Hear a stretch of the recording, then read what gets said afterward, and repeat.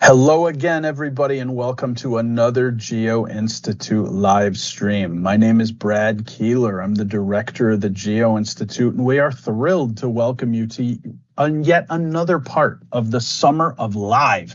Yes, all these wonderful live events from the Geo-Institute throughout the summer.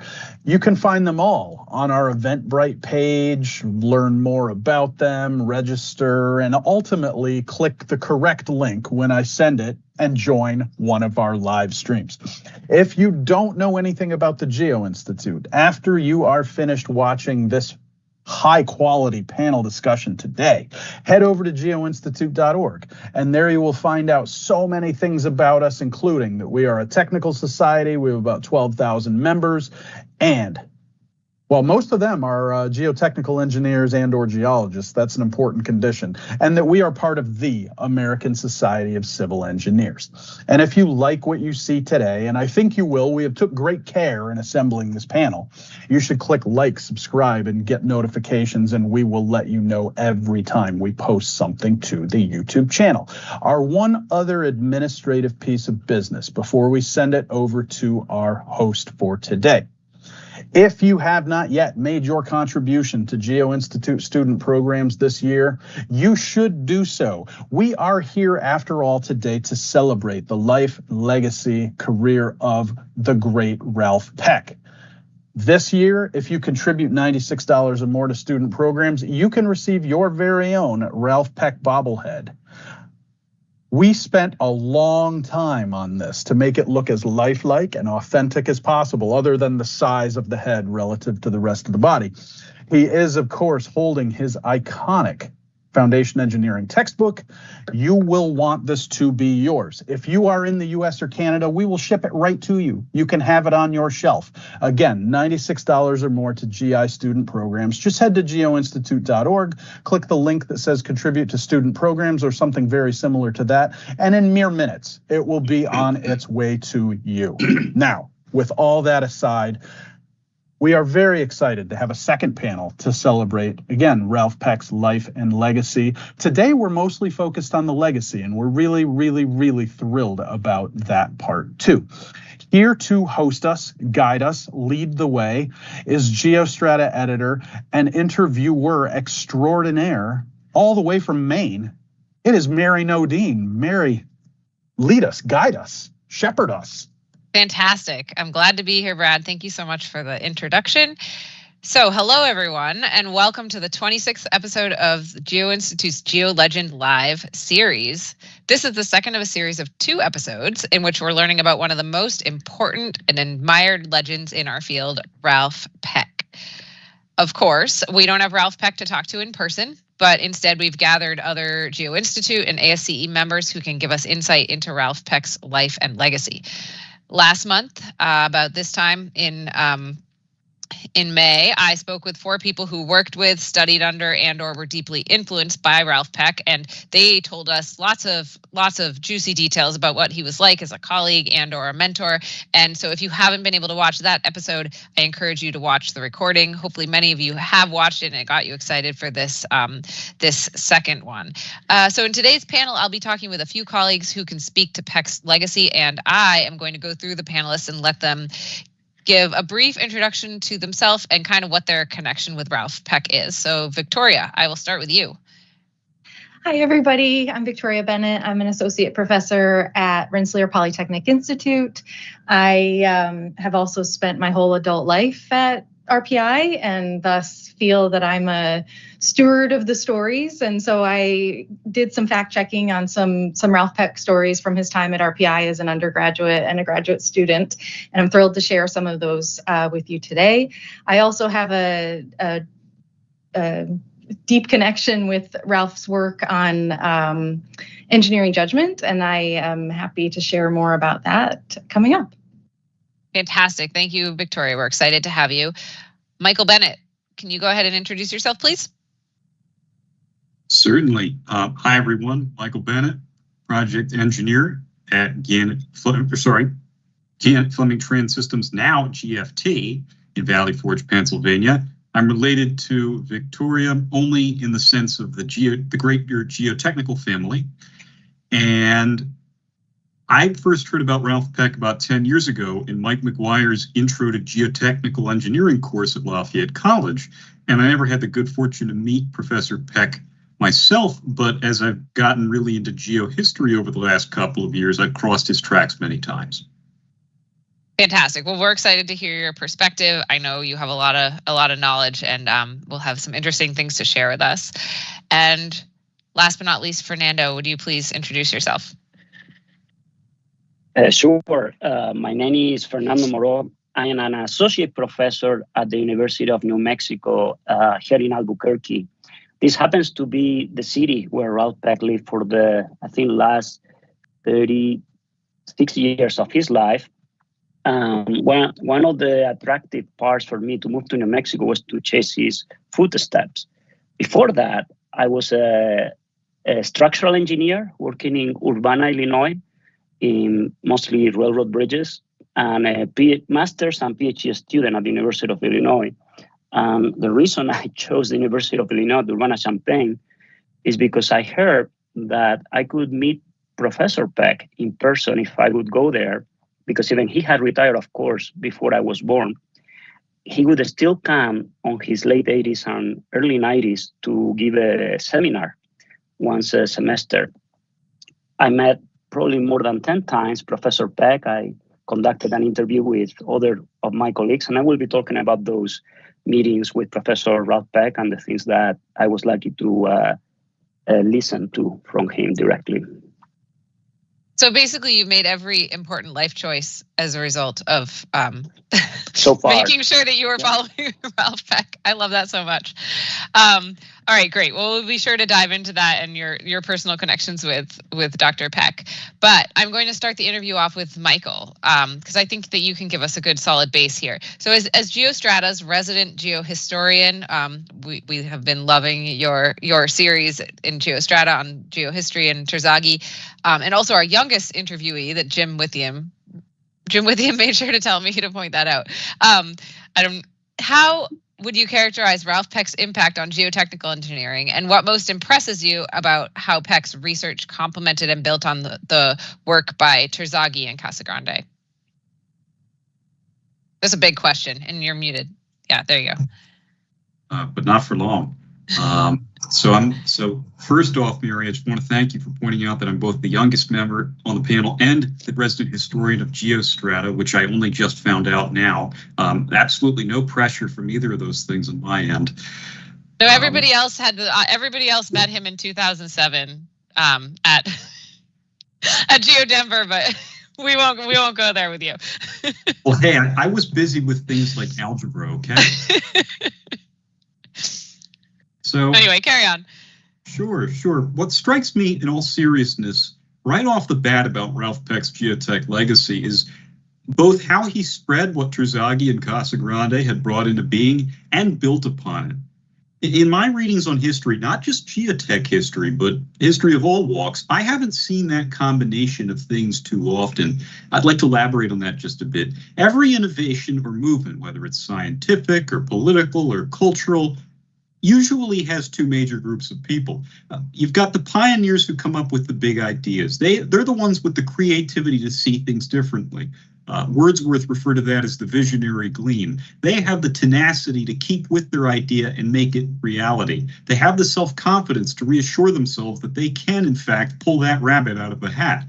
But the problem is that those skills often don't necessarily translate well when it comes time to spread those ideas widely once they've been developed a bit.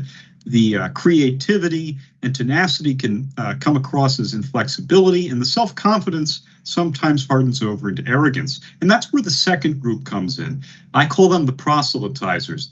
They may not have the same creative juices flowing as the pioneers, but they often have other skills that are equally important. Most notably strong emotional intelligence. They can take the good creative idea or innovation that the pioneers have come up with and really sell other people on its unity and its value by explaining it in a way that's understanding and not condescending. And they embrace other people's ideas for interacting with or modifying or even correcting that creation because they recognize that these opportunities create broader buy-in for the idea or innovation, and improve the final product. So, and I bring those two groups up, the pioneers and the proselytizers, because if you look at history, it is exceptionally rare, albeit not unheard of, to find someone who's both of those things. And I would say that Ralph Peck in geotech, what history was both of those things. Terzaghi and Arthur Casagrande were quintessential pioneers.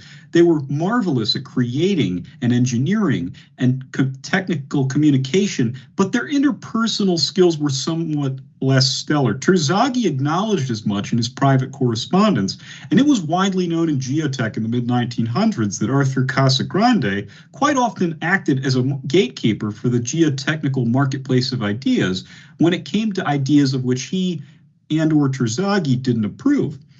Now, Ralph Peck easily had just as much technical acumen as either Terzaghi or Casagrande. They were both his mentors.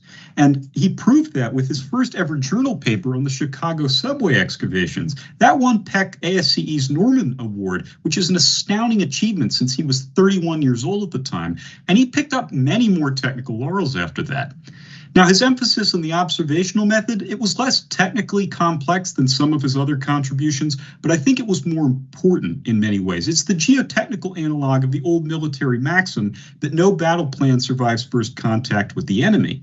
And the observational method also recognizes that having to revise a geotechnical design is not a failure. Quite the contrary. It's an acknowledgement that our field is as much an art as a science. It's an admission that skilled geotech workmanship requires humility and adaptability in the face of the unknown. But what's even more astounding to me about Ralph Peck is that he was at least as skillful interpersonally as he was technically. If you watch the first installment of this discussion, which I strongly recommend, one panelist after another talked about what a kind, thoughtful person he was. He clearly left many, many friends behind. And the panelists also ably testified to how Peck was a good and persuasive communicator. He was an excellent public speaker. He could adroitly drill down to the heart of the matter.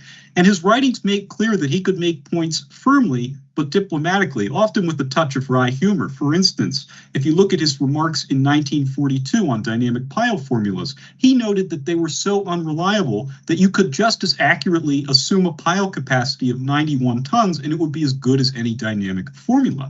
So clearly Peck had that rare combination of being effective as both a pioneer and a proselytizer.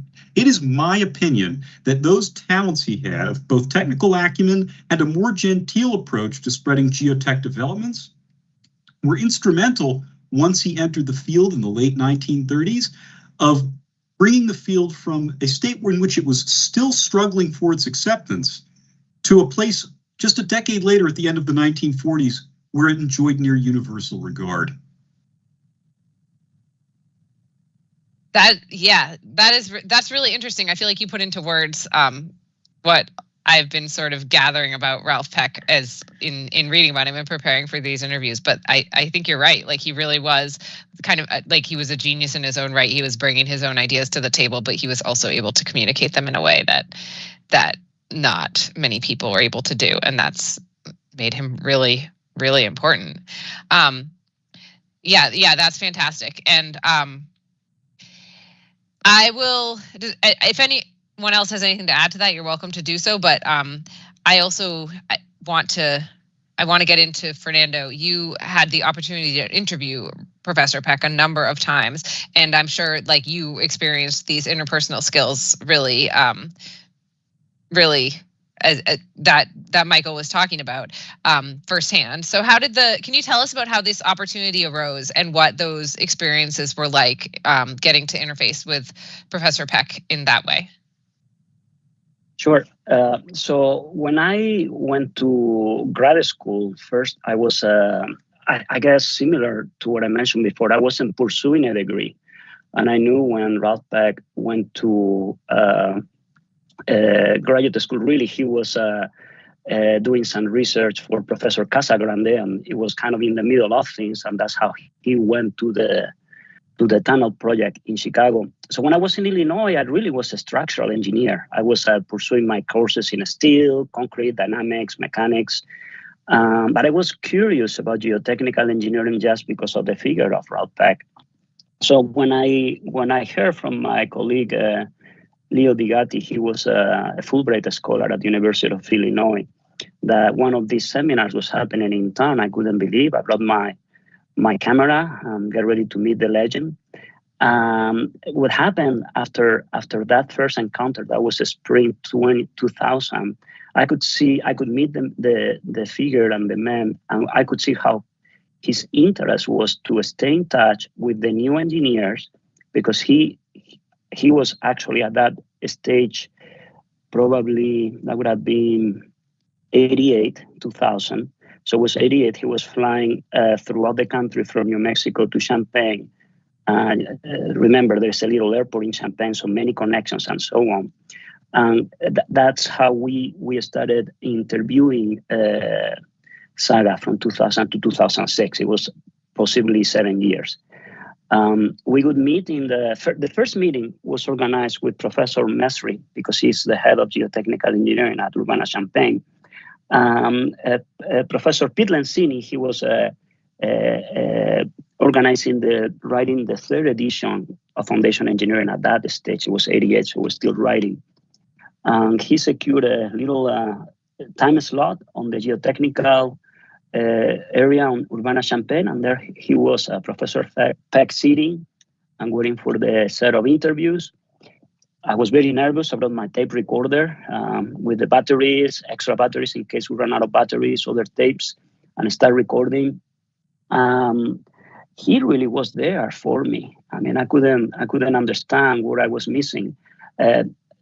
Joyce, she was the secretary of the geotechnical area. She was sure, do you need water? Do you need coffee? On that first interview, I think Professor Liao is now in Taiwan, National Taiwan University. He was taking pictures, so he went from his office, took some, digital images were not the norm that day, so he brought his special equipment, and we started documenting the event. And what we did after that first meeting, I was inviting friends because I wanted to share this opportunity. Professor Mesri would send me an email, hey, it's a fall semester. Do you want to meet with Professor Peck? And I say, of course, I want to meet with him. So it just became either Joyce or Professor. I think it was Joyce, because Professor Mesri didn't like to use email. I think he doesn't now, but he didn't at that time. So Joyce would send me an email and say, hey, what is your schedule? He's coming here. It was, we started filming. We had this little portable camera from Mike Sillinger. He was mechanical engineer. We invited computer science, electrical engineering friends to meet the legend. We wanted to share what we thought it was important. We would ask him about advice for young engineers. Of course, typical of Professor Peck, he would say, well, we didn't expect. He said, do things that even they are not so clear to you, they're clearly not aligning to what you were thinking on doing, maybe good opportunities. That way you direct your career on that new opportunity that just came to you, because the engineering is changing.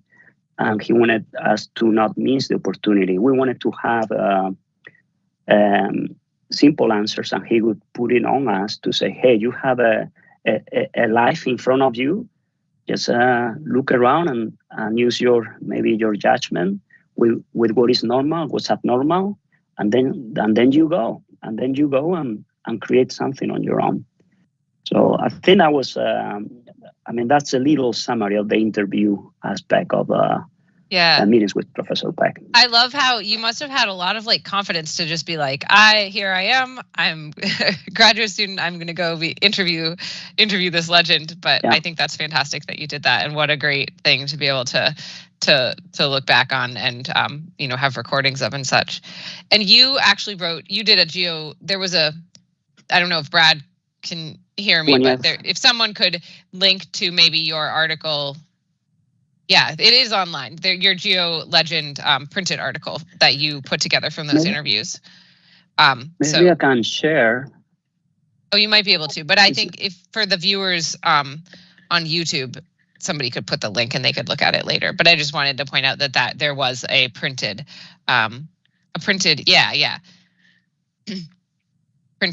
article that came from those several years ago. 5 years ago, actually, the 20th anniversary. Yeah, April. And Julie Rivera, she was one of my coworkers at ESCA Consultants. She came here, and we had to patiently listen to the tape and transcribe it, and it was a shared effort. It was a great. This is the geotechnical engineering office there, and yeah.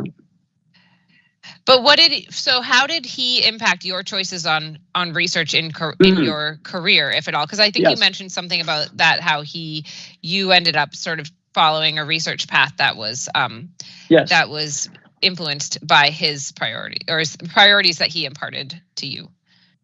I think his Professor Peck contributed heavily to the message of education in engineering. In fact, at the end of the interview, he indicated he wanted to be remembered as a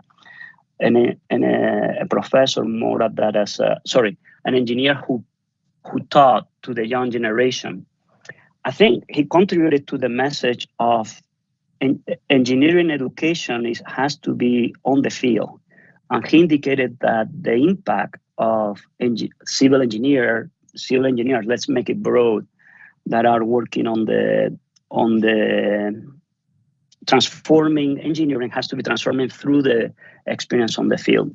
He shared how Professor Terzaghi was an extraordinary man and extraordinarily difficult. So he indicated how much demand.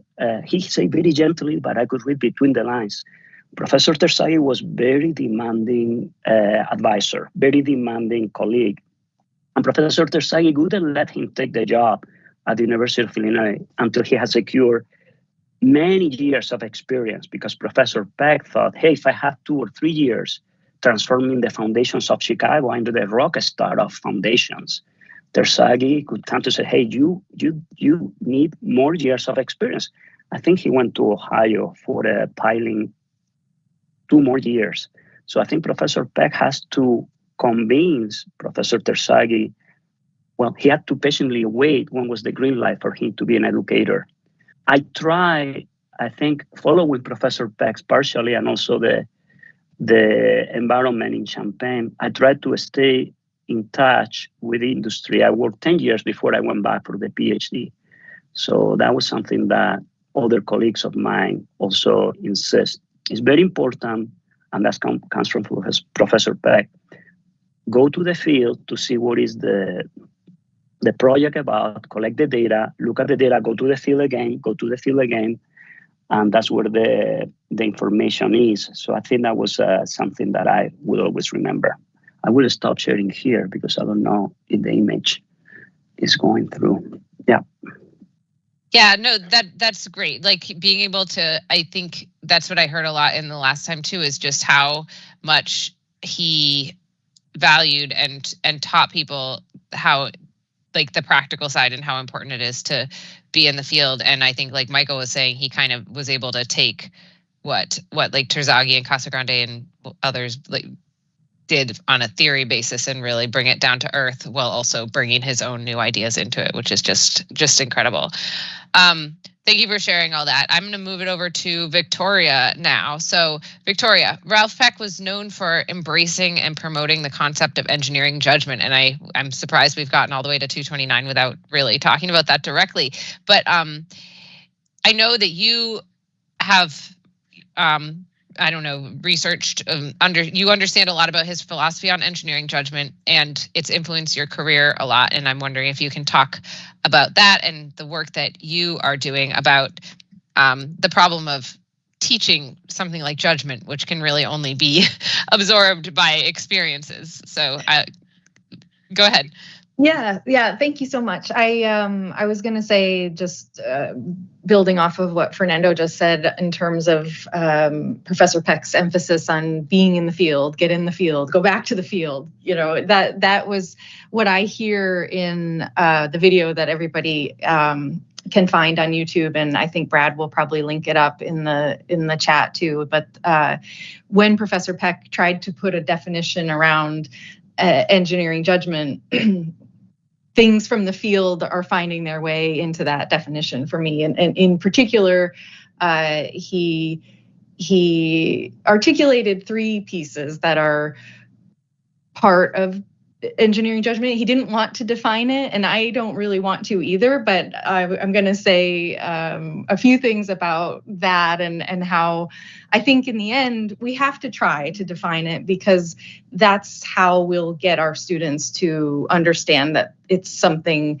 to value in their skill set, right? So if we don't make it explicit, if we can't put a definition around it, or at least start to, then I don't think we can ask our students to develop it, and we won't have a clear way to assess it. So what others and I see in the video are these elements of engineering judgment that are sense of proportion, select and solve the right problem, and establish reasonable criteria. And so being in the field, I think is really going to help one to develop their own sense of proportion and to be able to answer the kinds of questions that Professor Peck was asking people who wanted to become professional engineers at one time. What is the span of the longest suspension bridge, right? So to have some way of being able, within an order of magnitude, to answer that question comes from experience, yes, but also to opening your eyes and being out and being aware, and it may be in some cases being an historian too. So I was loving what Michael was saying in terms of that history element to it.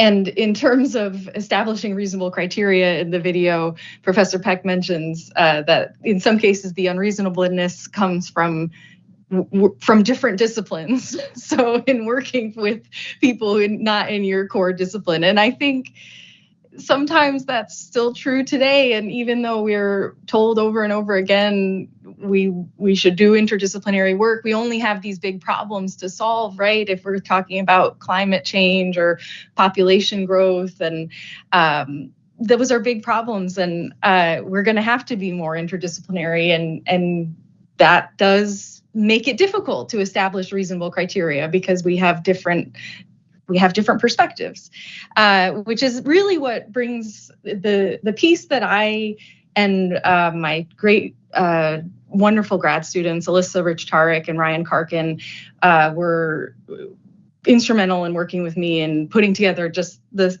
scaffolding of a definition for engineering judgment.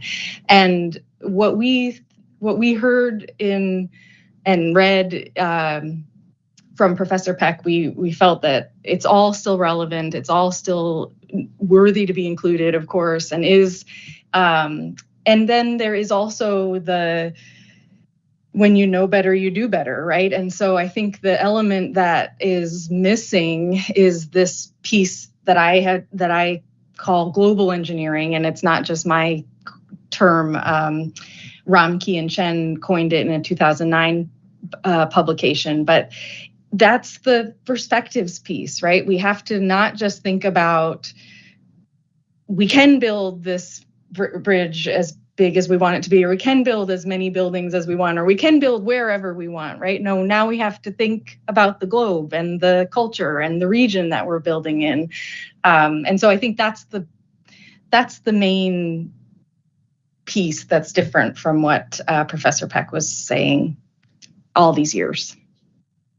Yeah, interesting. I do feel like, I don't know if anyone has any thoughts on, I mean, things were different in when Dr. Peck was still alive in the early 2000s. Does anyone have any insight on like how he might, what his perspective might be on things like, I mean, I know that even in the 70s, when I was reading through some of what he wrote, he was thinking about the environment. He was thinking about some of the challenges with regulations and balancing, making sure that we are able to build things while still being able to take care of the planet. I'm curious if you guys have any thoughts on what his perspective would be on some of those challenges that we're facing today. I know that's a big, not necessarily straightforward question, but curious what you guys think. I can't help but think that Peck would have agreed with the opinion of his contemporary Jim Mitchell that, as Professor Mitchell once wrote, Geotech is always changing. We'll never be able to fully prepare our students for the world they'll encounter at the end of their careers, let alone even the beginning. And therefore, as he put it, I think that the best way to prepare them is to give them a strong basis of the fundamentals.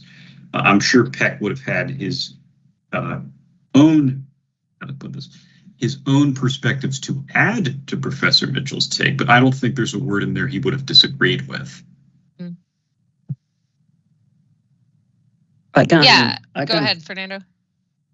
Well, I can comment on the opportunities for learning. One thing that was very impressive for me when I was a master student and going to these lectures, on the week of my interview, there was always a formal seminar. The audience could be maybe 40 or 50 people.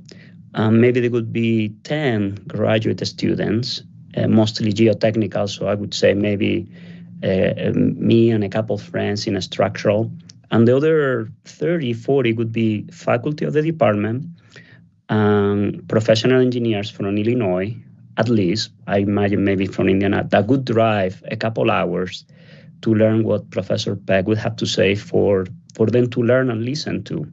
So I think they appreciated, going to your question, Mary, is that they want the professional or the leaders of our society understood that he have always a lesson to learn. So I think Professor Peck insisted that we have to stay curious and up to date with the research challenges and active research opportunities that may not be so clear today, but they are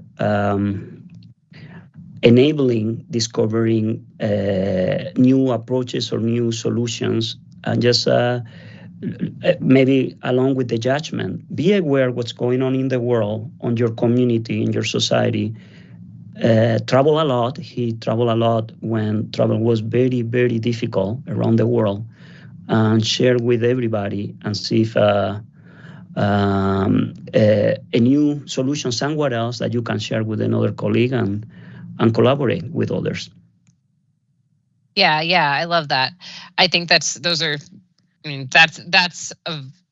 those lessons are true really anytime. And I'm sure that he would also, with his interest in observing what's happening around us, like with all the changes in the world, you just continue to observe and continue to learn from that and be open-minded, right? All right. I don't know that there are any viewer questions, but I want to remind people that you can type into the chat box, and the questions will get relayed by Brad to us, and we can answer them directly. So that's the benefit of a live stream. So I want to encourage people, if you have questions for any of the panelists, please go ahead and ask them. In the meanwhile, I'm going to take, so Victoria, I want to just make sure we get this in, because you, as someone who have been at RPI for your whole adult life, and that's also where Ralph Peck got his undergraduate degree. I wanted to see if you have any interesting anecdotes or history that you can share related to what you know about Ralph Peck as a college student, because that's a pretty cool connection. Yeah, so I am thrilled to report that I was able to fact check my story about the piano. Nice. And so folks will know that there is this book by John Donnicliffe and Ralph Peck's daughter, Nancy, and there are just so many gems. So I'm thrilled to share that what I had heard from my dear mentor, Professor Tom Zimmy, many, many years ago when I was just starting out at RPI, I knew, of course, he would make the connection in our soils class that Professor Ralph Peck was an undergraduate student there, and that at RPI, and there was this connection to us as students at RPI, and he would say that, Tom Zimmy would say that he brought a piano to his dorm. Ralph Peck brought a piano to his dorm, and even, 25 years ago, I thought, well, that seems outrageous, right? And it still, to me, seems even more so to imagine bringing a piano to your dorm. The piano did not come on the railroad. Ralph Peck came on the railroad to RPI. He did not bring his own piano. He rented the piano, which was what I was able to find in the story that's in the book. So he found it locally? Yes, yeah, okay. He found it locally. The part that is funny in a way is that he got permission in advance to have a piano. His mother wrote to RPI in advance to say, could he have a piano in the dorm? And then he got there and they said, no. And I think plenty of college students have experienced that in terms of promises made. But in the end, they honored the promise, and it did go via a crane, which was also part of the story that I remembered, into the dorm. And the last piece is that I had the dorm room wrong, or the dorm building wrong. So I showed a picture to you all yesterday. That was not the right one, according to what is in the memoir section of this book. But it is the dorm immediately adjacent to where I was freshman year at RPI. So touching walls. So I think that's pretty special too. He was in white 1 and I was in white 2 in freshman year. Yeah. So were you able to find out anything about whether he actually was, like, in what capacity he was a pianist? Yes, indeed. So there was a church connection, as Michael remembered, and it said that he said in his memoir piece, Ralph Peck said that he spent his Sundays mostly working with a local church group and playing piano there, and also singing in the choir. And so I was reflecting this morning that that's probably where our freshman year experience commonalities ended. So I spent my Sundays visiting a friend, watching the latest episode of Sopranos that was released on Sundays, not going to church events. So yes, it was very cool. And there's so many more gems. So if there's time, I would love to come back to some of my tabs that I've included here, because it was great. I feel, as I said earlier, I feel like I have to be a steward for these stories, having invested so much of my adult life at RPI. Yeah, well, I'm glad you are. I want to get a hold of that book, and it's like very expensive when I find it on the internet. I need to like work my connections and be like, do you have one in the corner of your office? Can you just lend it to me? But that's awesome. Thanks for sharing that. And I love hearing about people's even famous people have other talents and interests, and that's pretty cool.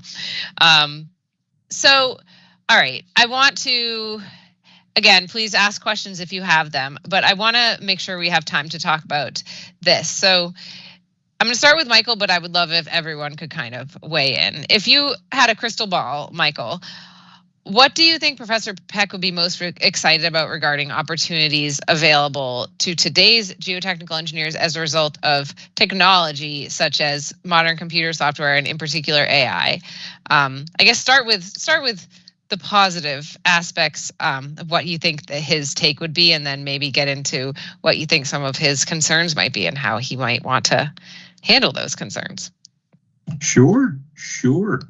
So, as you've alluded to, Mary, my best guess is that Professor Peck would have mixed feelings on the potential impacts of these innovations. I suspect most of us in geotech feel the same. On one hand, I think he'd have recognized right off the bat the enormous value that modern software offers us and the huge value that AI will shortly offer us in current geotech practice, because as others have said, Peck was alive and well and still very much active in geotech in the 80s and 90s as increasingly sophisticated computer analyses supplanted and improved upon more traditional geotech methods in areas such as slope stability and pile driving. And I'm almost certain that he'd be excited by all the opportunities these new techniques will provide for revisiting long-standing geotech problems and shedding light on more recently considered ones and indicating wholly new areas of study to be explored. On the other hand, I think Peck would harbor serious concerns that such tools might tempt us to discount or in extreme cases even disregard the importance of engineering judgment, which Victoria has ably described. As Fernando has discussed, there's a reason Peck really emphasized practical case studies and considerations in his teaching.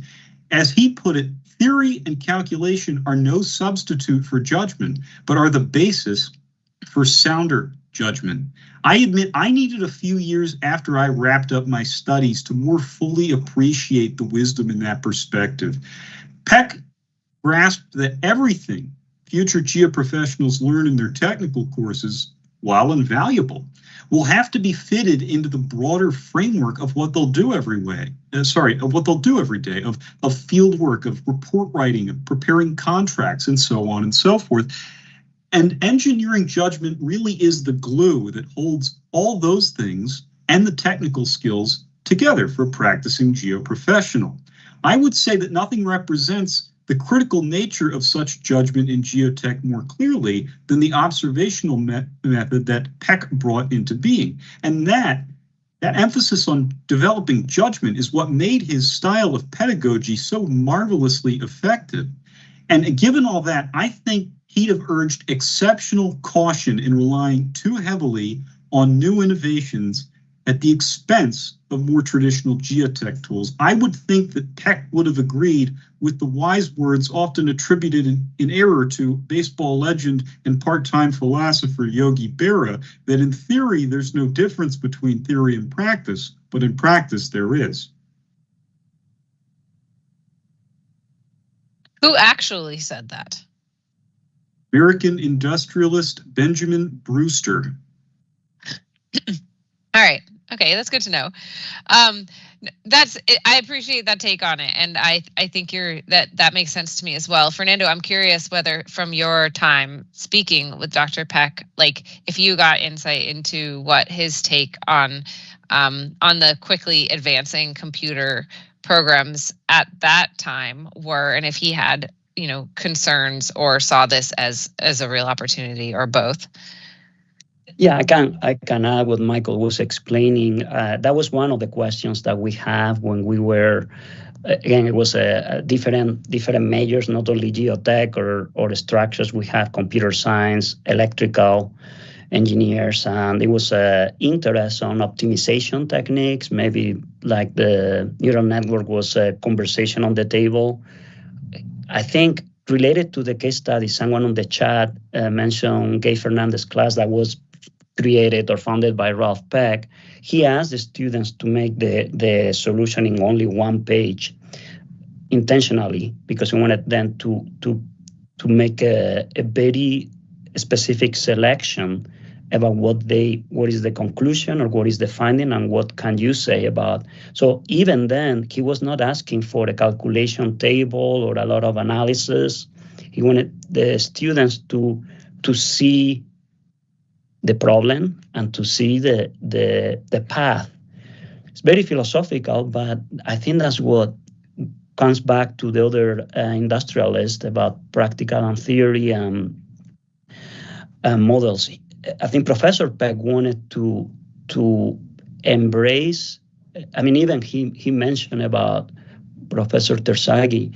There is a theory is the great tool that we have as engineers to explain reality. So it's basically his understanding will have any other tools that informs what you experience or what you need to understand to find for the right solution. It goes your past experience, your conversations with all the players on the field, your similar technique that you could bring to the table. I imagine if I can remember one of the examples that he gave, the engineering milestones that we have in society in the last 50 years were enabled from these computers. So he acknowledged that enables some advancement in engineering that could have been impossible without those resources. So he was not against technology. He just wanted to keep it as an enabler the thinker. I have some pictures on with the daughter of Ralph Peck that I found, so I can share them later. Yeah. That would be great. Victoria, do you have anything to add to those thoughts about Ralph Peck and technology? What do you think he would think about the idea of an AI engineering judgment tool? I think that he would say we should apply some engineering judgment to the creation and use of such a tool, which I think is what we all are hoping is what keeps us in business, right? Is that we will have to, a big part of engineering judgment in my holistic interpretation is critical thinking. And we right now, maybe we all can agree that AI is not critically thinking. AI is using previous data. And so I think that I think for now, that's still what Professor Peck would say, is that we need to use engineering judgment about this engineering judgment tool. I also found one of many gems in this book. At the back of the book, there's vignettes where folks wrote in with their memories of Professor Peck. And in Shamshur Prakash's, he says that he remembered the sermon of Professor Peck, and he has it quoted, 30 years of repeated work does not constitute 30 years of experience. Yeah. And when I read that, I thought maybe there's something there to this AI question about it isn't, it doesn't equal experience. 30 years of throwing data into the model does not equal experience. Yeah, I mean, I think about that with AI a lot, and like with all the changes that are happening in the world, like humans are able to think and extrapolate and be creative in a way that AI, with all our data, no matter how expertly it's used to create a model, it's still a model based on all the existing data, and its judgment is kind of different than that. Yeah, that's really interesting. And I'm curious what you would say on this, Victoria. I'm getting a little bit off the path, but with regard to like engineering judgment and geotechnical engineering specifically, like all the things about engineering judgment, I think are important in all kinds of engineering and problem solving.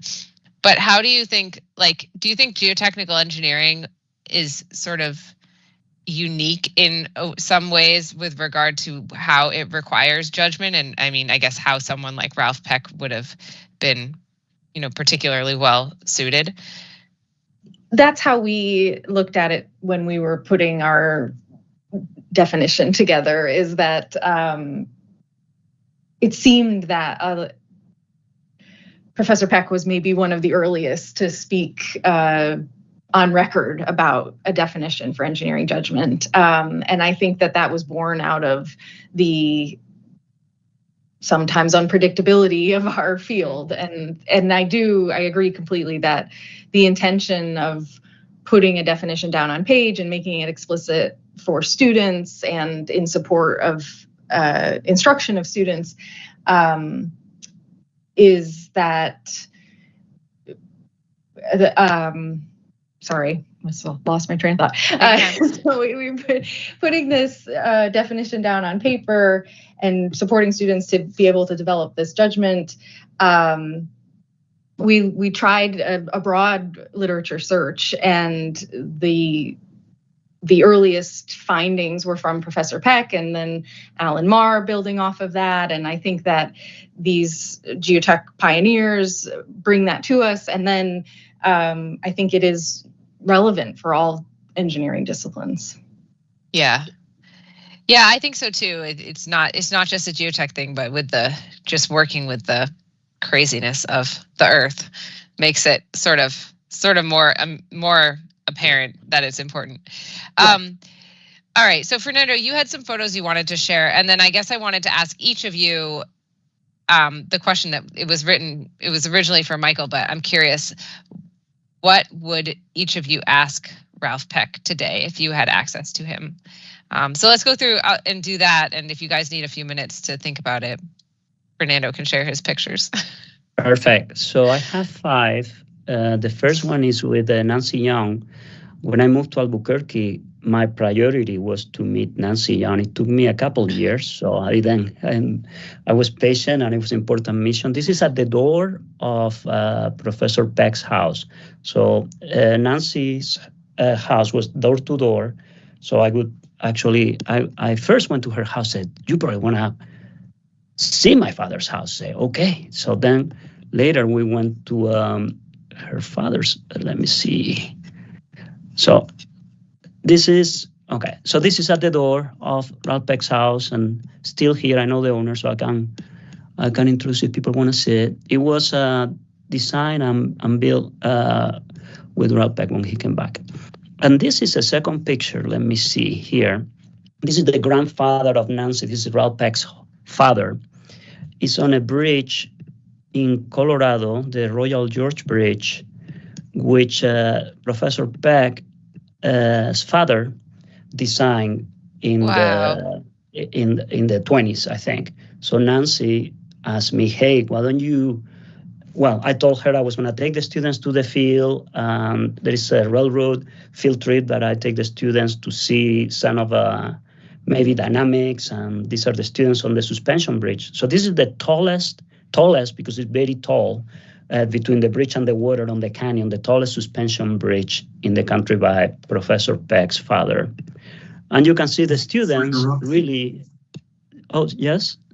Forgive me for interrupting, Fernando. I've rafted under that bridge. It is truly extraordinary. Nice.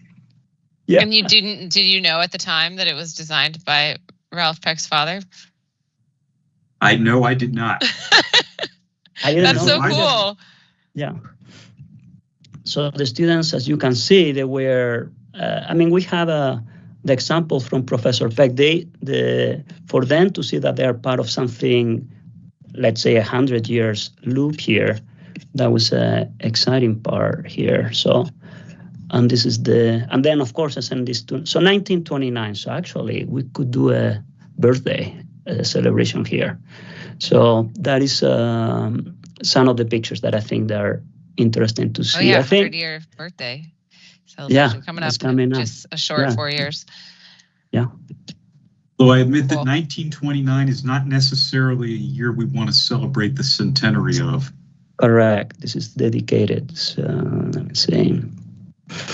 It's maybe we'll have to make it a little before or after that year. Something that maybe in the summer there is a activity there, or in the spring. So. Yep. Awesome. Thank you for sharing those. Those are great. So does anybody have any thoughts on, to close, what question would you ask Ralph Peck if you had the opportunity? I think I've got one. Go ahead. Sure. So if I could pose a question to Professor Peck, Mary, I think I'd ask him to discuss the influence his education, his research, and his work as a structural engineer had on his geotech career, because all kidding aside, and it comes from both camps, structural and geotech folks perform equally valuable civ work, but we approach it using very different mindsets. As geoprofessionals, we work in a field that really is as much an art as a science. There's usually more than one way for us to solve a problem. But by contrast, structural engineering is far more clear-cut. It's based on solving for a single correct solution in a particular design situation. Everyone who is sitting in a sturdy building right now, or who drove over a bridge on their way to work this morning, can be thankful for that rigorous thought process, but it very much represents a sharply divergent way of thinking from what we're used to in geotech. So I think Peck therefore had a unique perspective as a trained structural engineer doing geotechnical work.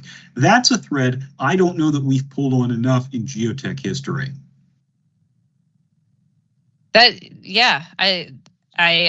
That would be a great question for him, and I would be curious what his perspective on that would be. Fernando, I'm sure you can appreciate it as a structural as well. Anyway, go ahead, Fernando. Do you have one? Well, I could answer. I think at least that's what I try to follow as a structural engineer. The foundations are structures, but still they're foundations, and every site is going to have a different condition, and you need to. It's an opportunity, actually, as you say. We have now, look at the two disciplines. And I mean, in my case, I always look at them together. And I took geotechnical classes at Illinois following that case. For the question, I'm going to share the one that I asked him, and you'll be interested to know the answer. It was out of excitement when I was maybe in the second interview or something. I was thinking, you know what, I'm gonna be the best engineer if I ask Professor Peck to be my PhD advisor. So that's what I did. Can you be my PhD advisor? I felt I had to ask or regret the rest of my life because, it was the opportunity of a lifetime. And his answer, as a gentleman as he was, he made me feel like it was better for me that he was not. He said, it's better for you that I am not, because I am not active. I have a few projects here and there. I mean, he was working this longest bridge in Istanbul, and he was traveling there. For me, that's being very active, crossing the world and visiting the site. But he answered, you need to embrace people who are active now and in the future to train you on the tools of the future. And I would be a disservice if I take you as a PhD student. Of course, he could have said, I don't supervise students for the last 40 years, things like that. He didn't answer that way. I love it. That's so gracious. Yeah. Victoria, go ahead, Michael. I was just going to say, there's the old saying that tact is telling someone to go away in such a graceful manner that they look forward to the trip. Yeah. Yes, absolutely. Victoria, how about you? I think I would just push and really ask him to define engineering judgment for me. You're like, I want the answer. So that I could compare. Yes, I just really would love to hear his answer. Yeah. Awesome. Well, thank you. I think we're going to wrap it up now here. It's a few minutes after the hour. So I just want to thank all three of you for taking the time to chat and give your insights. I have learned so much about Dr. Peck over these past two sessions, and it's been really fun. And I just wish I'd had the opportunity to talk to him more as well. But yeah, thank you, everybody. And Brad, I'll hand it back over to you. How was your ice cream? Well, I didn't actually have it. I went and got the sandwich and stuck with that instead. It was healthier. I know what's going on there. I do want to say thanks to all of you as well, our panelists, and Mary for doing a great interview today and a great one a couple of weeks ago when we did the first half of this Geo-Legends episode.